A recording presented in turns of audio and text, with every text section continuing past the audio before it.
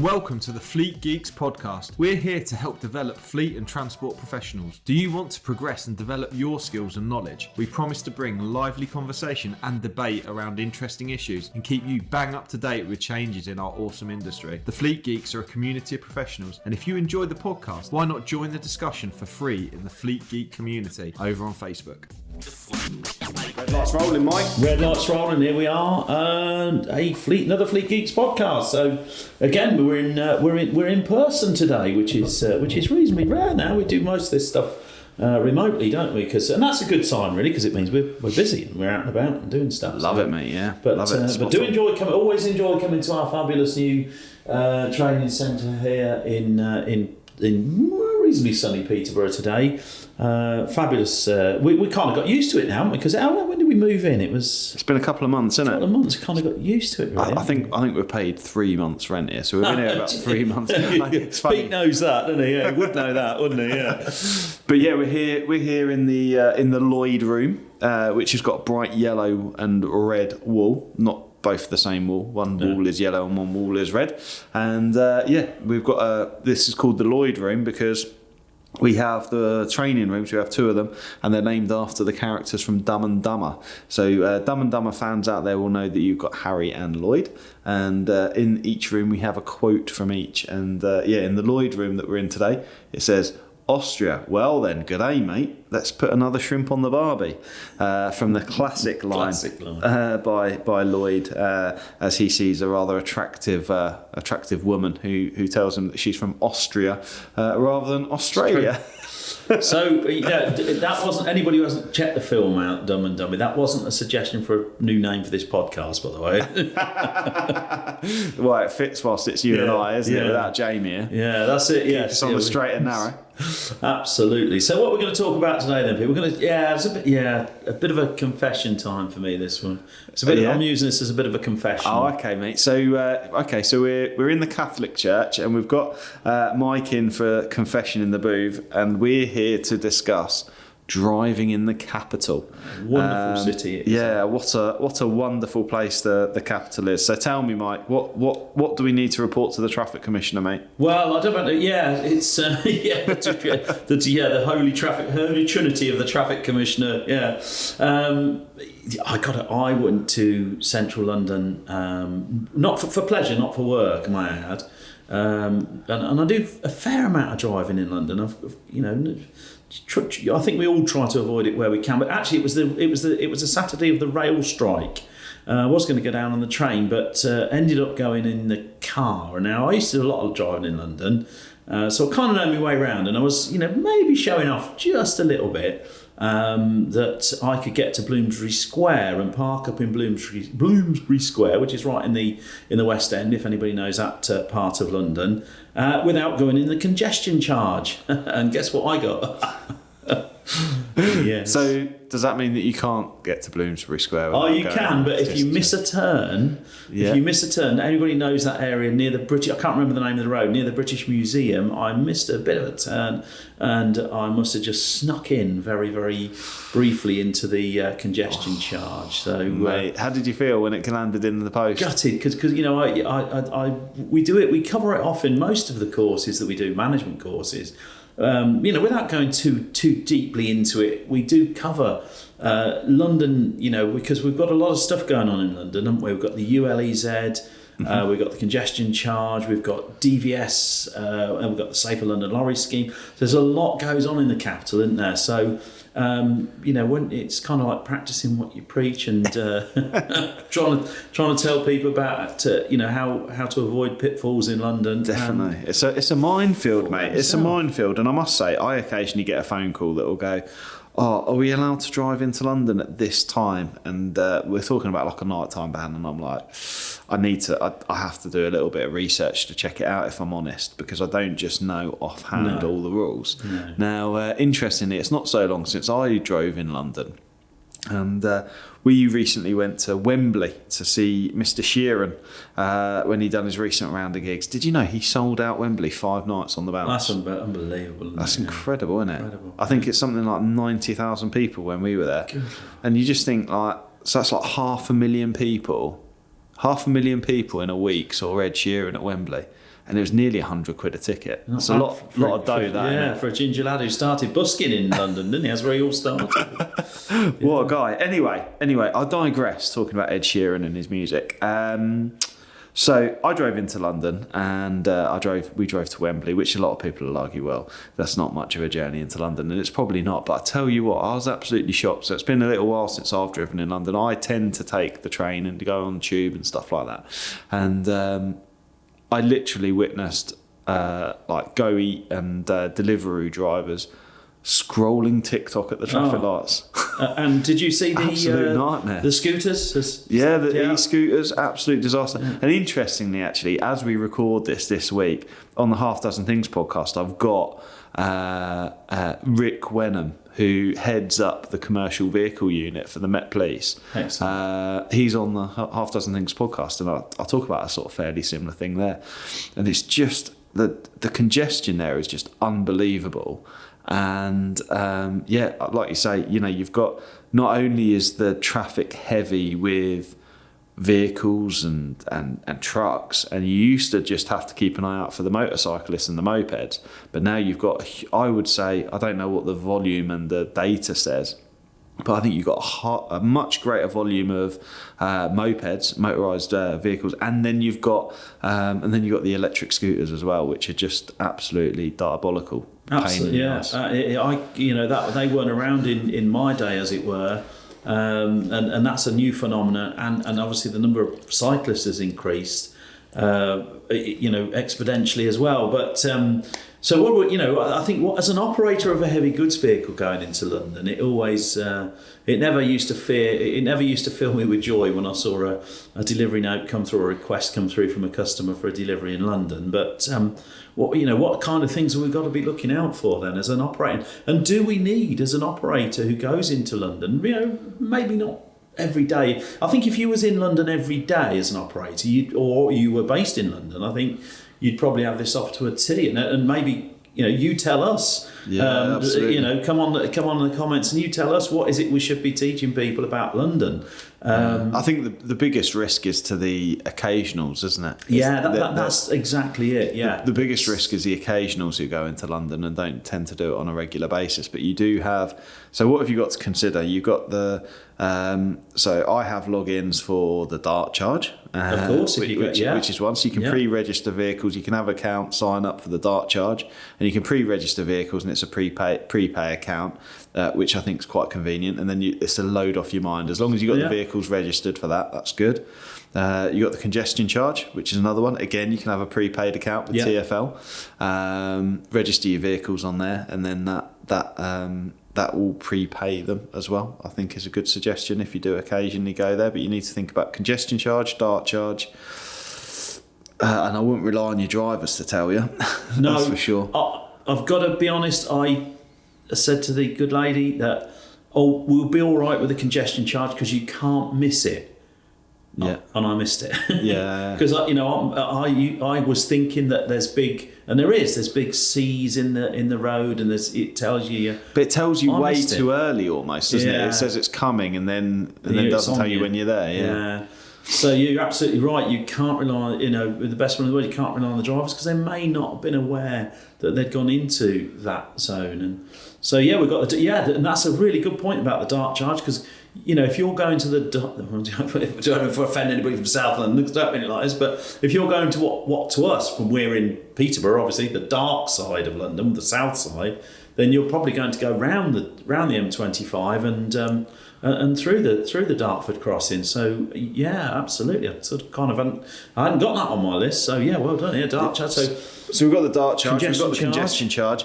Then we've got to start thinking about LEZ and ULEZ, which changed this year, or was it last year? Yeah, or 2021, back end of 2021. Yeah, okay. So everything's ULEZ pretty much now, isn't it? I believe everything inside the M25 is ULEZ. It is pretty much, isn't it? Yeah. So the London boroughs, isn't it? It's the Greater London boroughs. How many of them are there? 27? Is it 27? Oh, for some reason I've got 26 in my head, but I might be wrong. Yeah, that's a quick pub quiz question, isn't it? That we'll have to look at that one. Whipping my phone out. Can you name them all? Well, there's a question. Of course, a lot of London boroughs are not London boroughs anymore, are they? They've all sort of been emerged into one. We're both wrong. How many is it? 32. Is it 32 London Apparently boroughs? so. Wow. Apparently so. Crikey me. Does London have 32 or 33 boroughs? The London boroughs are the 32 local authority districts that together with the City of London make up the administrative area of Greater London. Yeah. Which is governed by London Borough Council. There we are, you see. So, but anything basically in those 30, how many? I've forgotten already. 32. Anything in those 32 boroughs, basically. It's ULEZ Euro 6, which truck-wise is kind of anything from, I suppose it depends, doesn't it? 2014. Yeah. So 2014 onwards, I think. Pretty much most of the I'm going to fact check that as well. I should have fact checked this. Yeah. When did Euro 6 come in? Yeah. Boom! Introduced September 2014. 2014.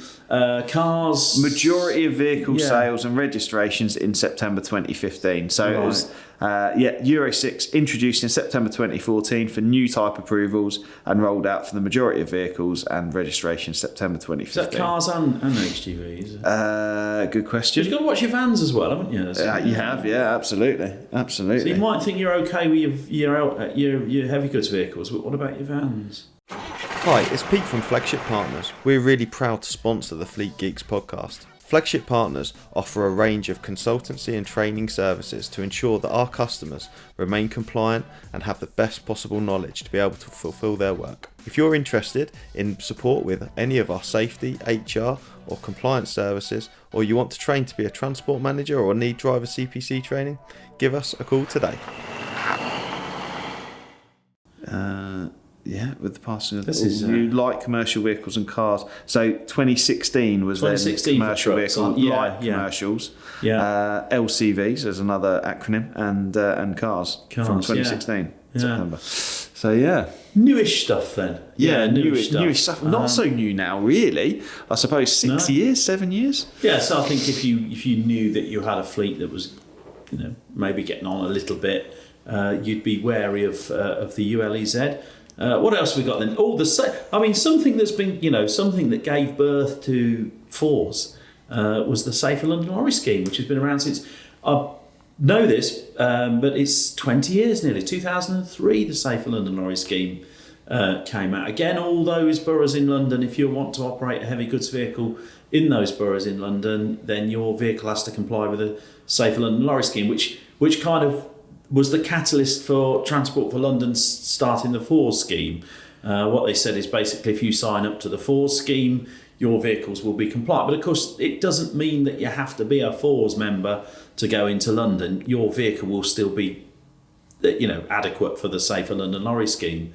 So I think most trucks going into London will be okay for that now. Yeah, that's right. So under the scheme, vehicles over 3.5 tonnes were needing Class 5, Class 6 mirrors and side guards. So we've now got that's that kind standard. it's kind of the forebear for DVS, which is sort of the next thing, isn't it? That's the next thing, isn't it? DVS, which became which is what do they call it? The HGV Safety permit. Yes, yeah. So direct vision standard, 12 tonne and over. Yeah, so again, that was delayed, wasn't it, by a year? It was, but yeah. It did actually come in last year. And I think a lot of operators got caught out by that, because even though their vehicles may have been compliant, and they may have even checked that their vehicles were compliant, they didn't register them with TfL. And if you don't register them, you're going to get a ticket, because that's remote enforcement. They enforce that remotely again through the cameras, don't they? So, yeah, so there's a few things to think of with that, which people often don't, and that is that this is a VRN, vehicle registration number based scheme. You need to pre-register it to get it on a permit. You can do an application for multiple vehicles at once. When it first launched, there was a heavy backlog of approvals, and you have to submit images. You have to submit images over to TfL to get approval. They're much quicker sending them around. You normally get an answer in a couple of hours now. However, what I would say to keep an eye out for is if you're one of those fleets that like to have cherished plates. Because that can prove a challenge, because what happens is, and I've got a couple of clients that tend to have cherished plates, is you've got this delay between the change happening. They then require a copy of the V5, with the new registration number for them to then change the database, because the database takes a little while to update. So that can be a bit of an awkward thing to deal with. Another with podcast then, changing the vehicle registration number, because you have to change TACO, get your TACO changed. Yeah, TACO recalibrated, VTG certificate. Yeah. Lots to think about, isn't there? There is, mate, there is. So what else have we got? We've got the DVS, we've got the ULEZ. So is there an LEZ now? Is there still an LEZ? Well, I don't think so, because it's kind of been gazumped by the ULEZ, yeah? And LEZ was Euro 5 before. Yes, yeah. And I think also as well, we've got other towns and cities taking that on. Again, that's a podcast in its own. But my beloved Portsmouth, it wouldn't have happened in my day. Sadly, they've got a congestion charge. A ULEZ charge now. Birmingham started at the back end of last year, I believe. So the TfL website does state the low emission zone operates to encourage the most polluting heavy diesel vehicles driving in London to become cleaner. The LEZ covers most of Greater London and is in operation 24 hours a day, every day of the year. And the LEZ is separate from the ultra low emissions, which is in place in central London. However, the ULEZ has expanded. The zone now covers all areas within the North and South Circular. North A406 and South the Circular A205. So you could probably get into, with a Euro 5, you could probably still get into Wembley just about, couldn't you? And that sort of top well, from what we know as the top end of London. But so it's demand. I guess the other thing I would suggest, though, if you're, and this is what this is really aimed at. I mean, if you're operating in London or you're regularly in London, you'll know all about this. But as Pete made a really, really good point, this is really for the people who occasionally go into London or, not so regular.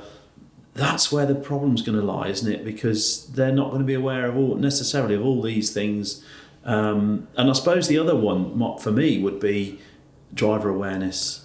Because of this, it is a I know it's not the only town, it's not the only city in the country, but it is reasonably unique, isn't it, with all those cycles and definitely, and this is universal. So the other thing to consider that isn't just London based, but obviously is an issue in London, and that's weight based bridges and roads and those kinds of things as well that can pose a real challenge, because you take a little diversion and it can end up being a very long diversion as well. And of course the other thing we talked about right at the top there was basically the nighttime ban. So they're trying to encourage traffic. If you're trying to encourage less traffic during the daylight hours, during the busy times, then you would welcome nighttime deliveries. But it seems that Greater London doesn't necessarily welcome nighttime deliveries, and I believe you have to get a permit to operate. Now, years and years ago, quite famously, different boroughs in London had different times, and if my memory serves me correctly, there was I think it was Westminster and it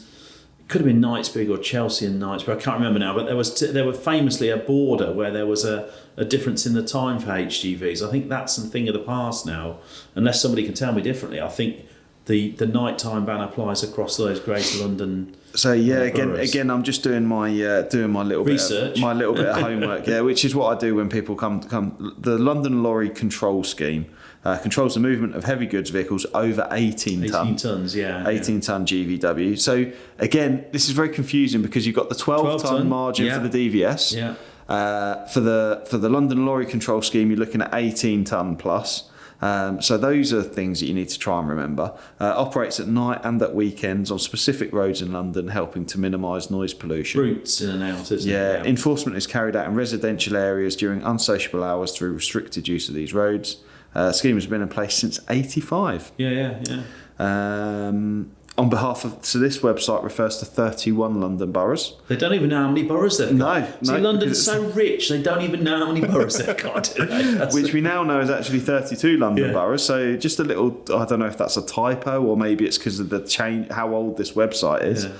Scheme was decriminalised in April 2004. There you go. That's a little bit of language for you. With the requirement for operators to have permission for each of their vehicles continuing. In January 2010, London councils reviewed the need for issuing physical permits and simply granted virtual permits by letter. LLCS is often mistakenly referred to as the lorry ban. Yes. When it is actually a control which serves to manage the environmental impact of HGV journeys in London. Blah, blah, blah, blah, blah, 18 tonne, blah, blah. Excluded route network, ERN, or the HGV weighs less than 18 tonnes, blah, blah, blah. The cost of the operator is a higher rate of $550, and the driver is $130 for a PCN. Yeah, see, they don't make it very easy, do they? No, they don't. And it doesn't even tell you which roads. So on the website you look at, it doesn't actually tell you which roads. The roads on which the scheme applies are known as restricted roads during the controlled hours. Blah blah blah. Where are the restricted roads? Well, they're normally signposts. Yeah, they are. They are again, but signposts. Do we all? When we're paying attention to so many things in London, so many things we're paying attention to: cyclists, pedestrians, the new highway code. Give way to pedestrians already on the crossing the road at junctions. When we're looking at scooters and all the rest of it, there's an awful lot for a driver to take in and not fall foul of one of these things, is there? But, good language. Love that. It's not a ban. It is a ban. There is an email address, lorry.control@londoncouncils.gov.uk. I've just re-looked and I've now been brought to the TfL website rather than the London Lorry scheme. Right. And there is some more information on accessible and restricted routes there. I've got to be fair to TfL here, though. Their website is pretty good, isn't it? It's not too bad. It's not too bad. So it's worth, again, it's a bit like the podcast where we're talking about you need specific advice. You need to have a good research. You need to have a look. I would say, Pete, and I don't know about you. You're into this. You're all over this more than I am. But if you were an operator, or if you were advising an operator, and they would start talking about London deliveries, I probably think you'd probably need to have a look at a bit of a risk assessment for London, wouldn't you? Or you'd certainly have a London and just tick off a few things that you're happy with in terms of, right, we've got that permit, we've got that, we're going to pay the dart. Although just tick off that list we've gone through and say I've covered all this off, but please don't forget your drivers. Yeah, absolutely. So I have got a tick sheet. So I am one of these people that works by checklists. So this is hopefully a little bit of development opportunity for maybe some of the listeners. But I find checklists work really well. One of the things I do when I on-fleet and de-fleet new vehicles, not only am I looking for the V5 and the insurance due date and the vehicle excise duty date and the tacho calibration date and the MOT date, I'm also looking to make sure it's fitted with the DVS equipment, that it's registered to the lorry, the HGV Safety permit. I've got to think about all of these. The HGV Safety permit, I make sure that it's registered on dart charge, on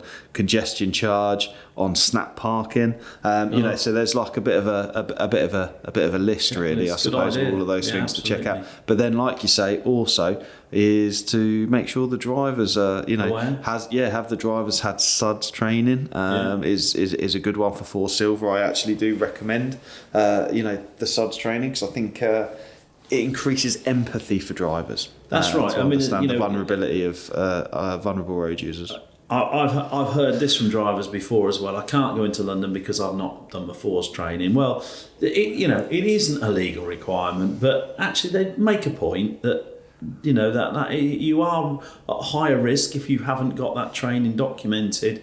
And as much as we love it or loathe it, the force scheme is a good way of sort of saying, well, the drivers that we send into London have all done the SUDS training or something equivalent. So a lot to think about with London. And if you're listening to this, I just want to refer back to a previous podcast I did with James Dawes of Dawes Highway Safety Group. Brilliant. Which is a great product, the people panels. Simple thing, wasn't it? Yeah, I do really recommend having a look at the people panels. It's a fantastic product which fits the side guards of vehicles, and to date, touch wood, there's been no fatalities on a vehicle by a vulnerable road user that is fitted with people panels. And another product that they've launched recently for educational purposes I've forgotten the exact name of it, but essentially it's like a floor mat which fits around the parked HGV, and it's to show the blind spots for the drivers. So members of the public can get into the vehicle and they can just see where all those blind spots are around a vehicle. And again, that's a really good product. So I do recommend looking up James at James Doors and Doors Highway Safety Group. Fantastic. And they're backed by the police. And check out this week's podcast from me. Obviously, it won't be this week by the time you listen, but Rick Wenham from the commercial vehicle unit for the Met Police. Really fascinating interview. Talks a lot about when drivers are involved in serious incidents in London and the way that you will be treated if you sort of fit within the commercial vehicle unit remit. His guys are highly trained and they are there to look after you, even down to the point of them trying to get a friendly face to you as a driver if something like that happens in the capital. So a couple of podcasts worth a listen. Anyway, I hope you've enjoyed today's session. Better go and pay my community. Better go and pay my congestion charge before Mr. Khan comes chasing me. Absolutely. I hope you've enjoyed it. Please do share it. And if you've got any comments or any interesting stories, please do share them in the comments. Take care now. Bye-bye. Bye. I hope you enjoyed today's episode. If you did, please share with your friends and colleagues too. Join us for free on Facebook with the Fleet Geeks community for transport and fleet managers. Fleet Geeks offers ongoing professional development, networking and mentoring too. So get in touch with me, Pete Rushmer, on any social media platform to find out more.